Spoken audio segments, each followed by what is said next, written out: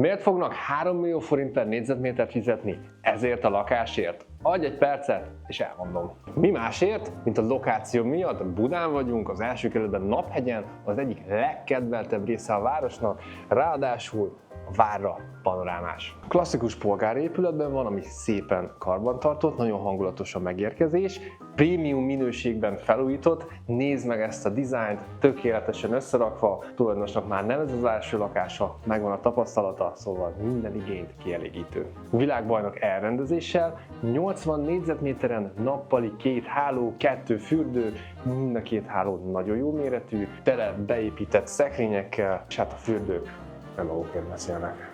A klasszikus és modern értékek tökéletes egyveleget alkotnak, tapétajtó, rejtett ajtó, gyönyörű szép kilincs, viszont érdemes megnézni a stukkókat, amik felerősítik az épület klasszikus jellegét. Budán ilyen minőségű ingatlan, ilyen adottságokkal nem igazán van a piacon, szóval pont ez adja az egyik legnagyobb értékét, biztos vagyok benne, hogy aki ide megérkezik, bele fog szeretni, és azonnal azt mondja, hogy igen, ez kell nekem. Ha esetleg te ilyen ember vagy tudsz ilyenről, akkor kérlek küld el nekem videót, vagy vedd fel velem a kapcsolatot, nézd meg személyesen, nem fogsz csalódni. Ha pedig érdekel a nagyértékű ingatlanok világa, akkor kövess be és tarts velem a következő videóban is.